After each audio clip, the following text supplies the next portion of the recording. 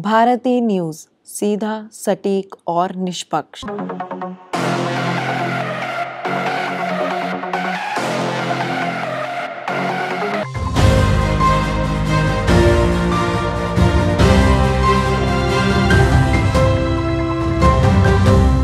नमस्कार, मैं हूं अनन्या। स्वागत है आप सभी का स्वाभिमान के इस नए एपिसोड में।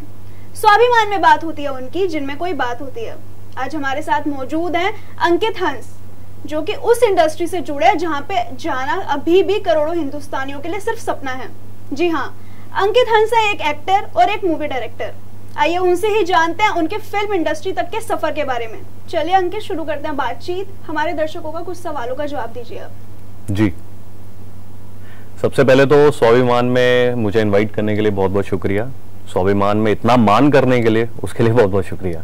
जी बताएं। जी, पहला सवाल मेरा आपसे है कि मैं जानना चाहूंगी आपके बचपन के बारे में, कि आपकी फैमिली बैकग्राउंड कैसी थी। क्या आपके फैमिली में कोई पहले से कलाकार था या आपका खुद का इंटरेस्ट था? दूर दूर तक मेरी फैमिली में इस लाइन में कोई भी नहीं है। इनिशियली तो मुझे भी डाउट हो रहा था कि क्या ये सही है स्टेप लेना, क्योंकि बहुत डिफिकल्ट स्टेप है। क्योंकि बहुत लोग जानते हैं इस इंडस्ट्री में घुसना बहुत मुश्किल है। वैसे तो हर फील्ड में घुसना बहुत मुश्किल होता है, लेकिन मीडिया में, हमारी लाइन में, एक्टिंग में, डायरेक्शन में घुसना इट्स वेरी टफ। तो जर्नी स्टार्ट हुई मेरी स्कूल से। मुझे आज भी याद है, मैं स्कूल में एक प्ले कर रहा था 8th क्लास में। तो जब वो प्ले खत्म हुआ ना, तो उसके बाद की जो वाइब थी, उसके बाद जो मतलब माहौल बना था, मतलब उसने मेरे को कहीं ना कहीं किक किया कि मतलब ये मेरा प्रोफेशन हो सकता है। तो हाँ, और मैं दिल्ली का ही हूँ। दिल्ली ही मेरा बचपन मैंने गुजारा है अपना। स्कूलिंग मेरी यहीं पे ही हुई है। मैं टिल 10th गवर्नमेंट स्कूल में था, रजौरी गार्डन SKV। फिर उसके बाद मैंने 11th 12th Guru Nanak public school से की। मैंने ग्रेजुएशन DU से करी एंड मैंने IMT गाजियाबाद से मैंने अपना पोस्ट ग्रेजुएशन किया। अंकित, आपने बताया कि 8th क्लास में कहीं ना कहीं आपका इंटरेस्ट डेवलप हो गया था, तो लेकिन कहीं ना कहीं अगर हमारे यहाँ देश में देखा जाए तो अगर बच्चा पढ़ाई के अलावा कहीं और जाने की कोशिश करता है तो फैमिली कहीं ना कहीं उसको पीछे खींचती है। तो आपके केस में क्या आपको प्रॉपर फैमिली सपोर्ट मिला था?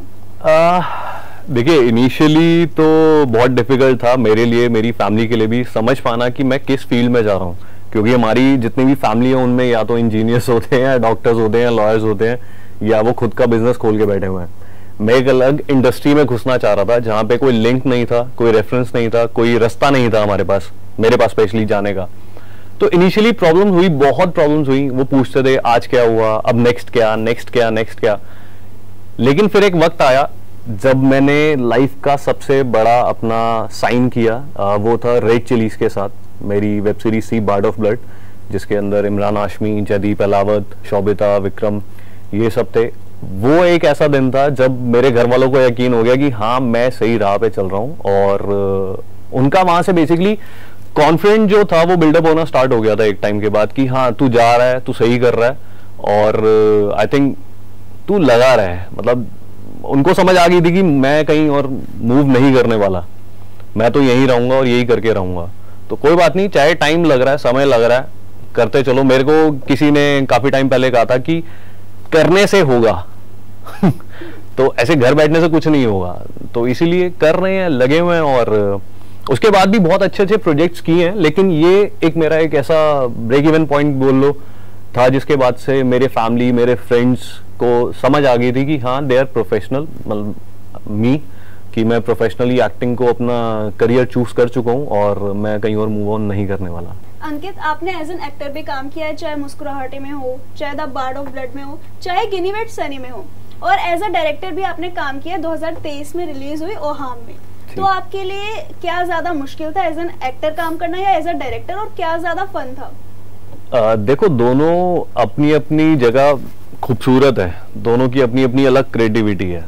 एज एन एक्टर आप उस राइटर की स्टोरी के कैरेक्टर को परफॉर्म करने जा रहे हो, जो इतने लोग देखने वाले हैं, उससे जज करेंगे कि राइटर ने क्या लिखा है या डायरेक्टर ने क्या शूट किया है। और at the same time director जो राइटर ने लिखा हुआ उसको दिखाने जा रहा है कि क्या जो तूने लिखा है वो मैंने सही शूट किया या नहीं किया। सो दोनों साइड से क्रिएटिविटी बहुत डिफरेंट है, बहुत अच्छी है, बहुत डिफिकल्ट है। एक्टर्स के लिए बहुत ज्यादा प्रेशर होता है कि आपको अच्छा परफॉर्म करना है, चाहे वो कॉमेडी हो, सस्पेंस हो, थ्रिलर हो, इमोशंस क्यों नहीं हो, इमोशनल क्यों नहीं हो, तो बहुत डिफिकल्ट हो जाता है। और डायरेक्शन में आप समझो, मतलब एज एन एक्टर आपको खुद पे काम करना है, बट एज अ डायरेक्टर आपको पूरी टीम पर काम करना है, चाहे वो राइटर हो, एक्टर्स हो, प्रोडक्शन हो, पोस्ट प्रोडक्शन हो, एडिटिंग हो, सब कुछ, सॉन्ग्स वगैरह सब कुछ हो। तो मैं बोलूंगा कि एज अ डायरेक्टर ज्यादा काम करना पड़ता है, आपके पास ज्यादा प्रेशर होता है, आपको बहुत सारी चीजें देखनी पड़ती हैं, आपको कम से कम 100-200 लोगों का क्रू साथ लेके चलना पड़ता है, सबकी रिस्पॉन्सिबिलिटी आपके ऊपर होती है। लेकिन मेरा प्रायोरिटी दोनों ही है आज की डेट में अब, क्योंकि मुझे डायरेक्शन में भी अब मजा आने लगा है। मेरी जो लास्ट फिल्म थी ओहाम, उसमें मैंने बहुत कुछ सीखा, मतलब एज एन एक्टर भी मैंने बहुत कुछ सीखा, क्योंकि मैंने कभी मुझे नहीं पता था कि मैं किसी को डायरेक्ट करने वाला हूँ। मतलब एक्टर्स को मैं बताऊंगा कि क्या करना है क्या नहीं करना, क्योंकि मैंने खुद, जैसे मैंने पहले भी कहा कि मैंने कभी कोई वर्कशॉप नहीं ली, किससे सीखा नहीं, लेकिन मैं खुद आज भी सीखना चाहता हूँ वर्कशॉप, अच्छी वर्कशॉप्स लेना चाहता हूँ कि एक्टिंग एक्चुअली है क्या। अभी तो चल रही है, लेकिन एग्जैक्टली क्या है और क्या क्या हो सकती है, उसके अंदर क्या और गुण, क्रिएटिविटी डाल सकता हूँ, उसको किस तरीके से एनहांस कर सकता हूँ। तो उस समय जब मैं डायरेक्ट कर रहा था तो बहुत सारे चैलेंजेस ऐसे आए कि मेरे सीनियर एक्टर्स फ्रेम पे थे और मैं उनको, मतलब मुझे ऐसा कई बार डर लगता था कि वो मेरे सीनियर हैं, क्या मुझे उनको जाके बोलना चाहिए कि ये वाला इमोशन ऐसे नहीं ऐसे पकड़ना है। तो वो मेरे लिए बहुत डिफिकल्ट था, लेकिन इट वॉज फन, मतलब मजा आया, मतलब चाहे थोड़ी बत्ती बनी, वाट लगी, लेकिन it was good, mind blowing. वक्त आ गया एक छोटे से ब्रेक का, लेकिन आप कहीं ना जाएं, क्योंकि ब्रेक के उस पार जानेंगे अंकित हंस के लाइफ से जुड़ी कुछ और रोचक कहानियां। बस अभी 12th खत्म हुई थी और अब आधे से ज्यादा टाइम ये सोचकर निकाल देते हो कि which career to choose. Well, in that case I got you covered. ये वीडियो एंड तक देखना, क्या पता I will just make up your mind. You must have thought of कोई बस ऐसा कोर्स मिल जाए जहाँ अनलिमिटेड जॉब ऑप्शन हो, क्योंकि मैं भी यही सोचती थी, जैसे कि journalist, news anchor, radio jockey, screenwriter, video editor, event manager, graphic designer, cinematographer, director, public relation officer, entrepreneur. In fact इन सबसे भी ज्यादा जॉब ऑप्शंस चाहिए। तो just choose BAJMC as a career. BAJMC is not just about theory but plenty of practical knowledge too. BAJMC as a course आपको provide करता है world की बेटर अंडरस्टैंडिंग, मीटिंग और working with people of top notch industry. और सिर्फ यही नहीं, BAJMC as a course आपको हेल्प करता है to grow personally and professionally too. So what are you waiting for? Choose BAJMC, क्योंकि इधर आपको मिलेंगी endless possibilities. अंकित, अब मैं बात करना चाहूंगी द जर्नी ऑफ डोंकर्स की। द जर्नी ऑफ डोंकर्स का ट्रेलर रिलीज हो गया था 2023 में, लेकिन वो फिल्म कब आएगी ये आप दर्शकों को बताना चाहेंगे? देखिए, मैं आज भी उम्मीद करता हूँ कि वो फिल्म जल्दी आए, क्योंकि उसके अंदर ना बहुत सारे ऐसे इमोशंस हैं जो अभी तक शायद नहीं दिखे बाकी उस तरीके की फिल्म्स में। उसमें जो डायरेक्टर था, बाकी के जो एक्टर्स थे, मतलब मैं स्पेशली दो एक्टर्स का, को एक्टर्स का नाम लेना चाहूंगा, एक मौसम और एक अनूप। मतलब मुझे ऐसा लगता था कि वहां पे बैठ के मुझे उनसे सीखने की बहुत जरूरत है। मतलब वो जो परफॉर्म करते थे, जब वो एक्ट करते थे, मुझे ऐसा लगता था कि को एक्टर हो ना तो ऐसे हो कि आपकी परफॉर्मेंस को ना एनहांस करे, ना कि डिमोटिवेट करें आपको। मुझे आज भी याद है, मेरा एक सीन था, सो मैं उस फिल्म के अंदर मर रहा हूं, मेरा जो कैरेक्टर है जस्से का, वो मर रहा है मुझे तो जब वो मर रहा था ना, और जब सामने मेरा को एक्टर अनूप था, तो जब वो मर रहा था और जब वो चिल्ला रहा था, जब हमारे बीच में कोऑर्डिनेशन स्टार्ट हुआ, डायरेक्टर के कट होने के कम से कम आई थिंक 3-4 मिनट तक हम दोनों गले लग के रोते रहे। मैं लेटा रहा, वो मेरे ऊपर था और हम दोनों सिर्फ और सिर्फ रो रहे थे। मतलब हम दोनों को देख के बाकी जितने का 5-6 बाकी के को एक्टर्स थे, वो सब पता, वो सिचुएशन ही नहीं समझ आई। वो इतना इमोशनल सीन था हम लोगों के लिए कि सब रोने लग गए, आई डोंट नो। तो वो बहुत इंपॉर्टेंट फिल्म है, इवन क्योंकि वो कबूतरबाजी के ऊपर एक्चुअली फिल्म है। जैसे अभी डंकी है, आजा मेक्सिको चलिए आई, उसी के ऊपर बेस्ड फिल्म है। तो उसके जो इमोशंस है कि फैमिली को छोड़ के इस तरीके से इलीगली आपको आउट ऑफ कंट्री नहीं जाना चाहिए, उसके ऊपर बेस्ड है। तो बहुत सारे इमोशंस है उसके अंदर जो पकड़ के चल रहे हैं हम लोग, मेरे जो बाकी के को एक्टर्स हैं। सो या तो हम भी वेट कर रहे हैं कि प्रोडक्शन हाउस जल्दी से उसको रिलीज करे, हम भी उसको बड़ी स्क्रीन पे देख पाए, अपने इमोशंस को वापस से देख पाए कि क्या हमने उस कैरेक्टर को जिया या नहीं जिया, अगर जिया तो किस तरीके से जी पाए हमको। तो अंकित, उम्मीद है कि जब भी आपकी फिल्म आएगी द जर्नी ऑफ डोंकर्स, ऑडियंस आपको काफी प्यार देगी एंड काफी आपके एफर्ट्स को सपोर्ट भी करेगी। तो बात करते हैं हम उसी ऑडियंस की। देखा जाता है कि हमारे देश में काफी युवा हैं जो कैमरा के सामने आना चाहते हैं, कैमरा को फेस करना चाहते हैं और कहीं ना कहीं वो फेम पाना चाहते हैं, लेकिन उनके मन में संकोच रहता है कि हम अगर फिल्म इंडस्ट्री में जाएंगे हमें काफी नेपोटिज्म फेस करना पड़ेगा, बीइंग एन आउटसाइडर। तो इस पे आपका क्या टेक है एंड आप युवा को क्या कहना चाहेंगे जिससे वो मोटिवेटेड रहे और अपने सपनों को पूरा करें? देखिए, मैं थोड़ा सा इस चीज को नहीं मानता फिलहाल के लिए कि अगर हम बात करें नेपोटिज्म की, तो जो ये कर रहे हैं, जिनके भी आप लोग बोलते हैं, मतलब हम लोग बोलते हैं इवन कि उनके बच्चे हैं, उनके प्रोड्यूसर के बच्चे हैं, डायरेक्टर के बच्चे हैं, लेकिन आप समझिए वो भी तो कभी ना कभी इस इंडस्ट्री में घुसे होंगे, तब क्या ये नेपोटिज्म था? नहीं, उन्होंने भी तो मेहनत करी ना। चाहे वो आज की डेट में वेल प्रोड्यूसर्स हैं, वेल डायरेक्टर्स हैं, वेल एक्टर्स हैं। अगर मैं नाम लेके बात करता हूँ, लेट्स सपोज कि हम नेपोटिज्म की बात करते हैं, क्या रणबीर कपूर ने अपने आप को दिखाया नहीं है कि वो कितना टैलेंटेड है? क्या आलिया भट्ट ने नहीं दिखाया? मतलब वो आज की बेस्ट जोड़ी चल रही है और दोनों अल्टीमेट एक्टर्स हैं। लेकिन बस बात वही होती है, देखो मैंने अभी बहुत सारे एक्टर्स से ऐसा मिलता हूँ जो बोलते हैं बहुत नेपोटिज्म है, बहुत गड़बड़ चल रही है यार, हमारे को तो ऑडिशन ही नहीं पता चलते हैं। अरे तुम रुकते कहाँ हो? तुम लोगों से मिलते कहाँ हो? मतलब मेरे ऐसे खुद के कुछ ऐसे नोन फ्रेंड्स हैं, एक्टर्स हैं जो घर बैठे हैं, ऑडिशन आएगा तो हम जाएंगे। अरे भाई बाहर निकलो, लोगों से मिलो, ऑडिशन के बारे में जानो, मतलब घर बैठे बैठे क्या कर लोगे? और रही बात नेपोटिज्म की, तो देखो हर फील्ड में है। एक कंपनी का मालिक अपने बेटे को ही एमडी बनाएगा, सिंपल सी बात है।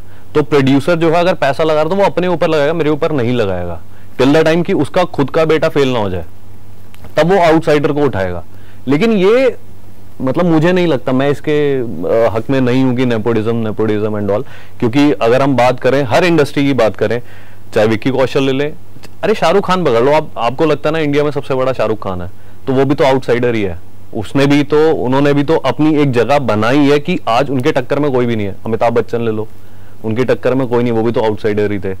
आज की जनरेशन की बात करें, विक्की कौशल, आयुष्मान खुराना, दिलजीत, बाहर के हैं, इंडस्ट्री के तो नहीं है ना, लेकिन इंडस्ट्री में उन्होंने अपनी जगह बनाई है, अच्छे से बनाई है, अपने आप को स्टेब्लिश किया है, अपना टैलेंट, अपनी क्रिएटिविटी शोकेस करी है अच्छे से, और प्रूव किया कि यस हम हैं। ओके अंकित, अब जानते हैं आपकी फिल्म हैप्पी सॉरी डे के बारे में, जहां पे आपने एज अ मेन लीड पहली बार काम किया था। तो उसकी जर्नी, उसका एक्सपीरियंस आपके लिए कैसा था? वो एक्सपीरियंस लाइफ का बहुत अलग, अच्छा और बढ़िया एक्सपीरियंस था। फ्रैंकली वो एक शॉर्ट फिल्म थी, हमने आई थिंक 40 मिनट्स की एक शॉर्ट फिल्म शूट करी थी। बहुत अच्छा एक्सपीरियंस था। मेरा फर्स्ट टाइम एक छोटी बच्ची के साथ शूट होने जा रहा था। उसका मतलब उसका भी प्री ऐसे था कि जिस दिन शूट होना था उससे 2 दिन पहले हम रिहर्सल कर रहे थे, और बच्ची मतलब आई थिंक 4-5 ईयर्स की मैक्सिमम होगी उस समय। तो अब डायरेक्टर ने आई डोंट नो कि उसको सीन समझाया था बच्ची को या नहीं समझाया था, तो मुझे मेरा सीन मालूम था कि मुझे जाना है, गुस्सा करना है और वापस आ जाना है। मैं ठीक है, डायरेक्टर ने बोला एक्शन, रिहर्सल चल रही थी, बच्ची आई, मैंने गुस्सा किया, मैं मुड़ के चला गया, मैं वापस आया, बच्ची रो रही थी। अब मुझे पता नहीं था कि डायरेक्टर ने उनको सीन समझाया नहीं समझाया। अब उसको पहले चुप कराया, बाबा चुप चुप। नेक्स्ट डे उसके लिए मैं इतनी ऐसे भर प्लेट चॉकलेट्स लेके गया उसको मनाने की, क्योंकि मुझे आगे के 10 दिन उसके साथ शूट करना था। उसको पैम्पर करने के लिए मैं डेली चॉकलेट लेके जाता था। खैर, ये पहले तो जो डायरेक्टर थे, हमारे राइटर थे, वो शॉर्ट फिल्म बनाना चाह रहे थे ये सॉरी डे से रिलेटेड। तो जब ये शॉर्ट फिल्म बन के आई 30-40 मिनट्स की, तो प्रोड्यूसर ने कन्विंस किया डायरेक्टर को कि आप जो है इसको फीचर में कन्वर्ट करो। तो ये एक ऐसा अपॉर्चुनिटी थी मेरे लिए, क्योंकि ये हैप्पी सॉरी डे मेरी लाइफ की मतलब first lead as an actor मेरी ये फिल्म थी जो मुझे मिली। बाय चांस बोलो, लक बोलो, कृपा बोलो ऊपर वाले की, कि मुझे ये फिल्म मिली। और जबकि ये शॉर्ट फिल्म थी और ये एकदम सडनली फीचर फिल्म बन गई। शिमारू ने इसको परचेज किया जियो सिनेमा पे। ये ऑलमोस्ट 6 मंथ ट्रेंडिंग पे थी। ये उस समय की मतलब लास्ट ईयर की ही बात है। ये 6 महीने ट्रेंडिंग पे चल रही थी। मतलब आप जियो सिनेमा खोलोगे और हैप्पी सॉरी डे आती थी। मतलब मैंने तो ये सीन भी देखा है, इधर दृश्यम होती थी, मेरी होती थी, और एक इधर अल्लू अर्जुन की कोई फिल्म होती थी, मतलब वो इतना बढ़िया फ्रेम लगता था ना मेरे को कि मतलब मैं दिग्गजों के बीच में मेरी पिक्चर लगी हुई है, वो फील अच्छी थी। थैंक यू अंकित हमारे शो में आने के लिए, और थैंक यू हमारे दर्शकों का जो स्वाभिमान को इतना प्यार दे रहे हैं। आज के लिए बस इतना ही, अगली शख्सियत के साथ मिलेंगे अगले एपिसोड में। तब तक भारती न्यूज को लाइक, शेयर और सब्सक्राइब करना ना भूलें।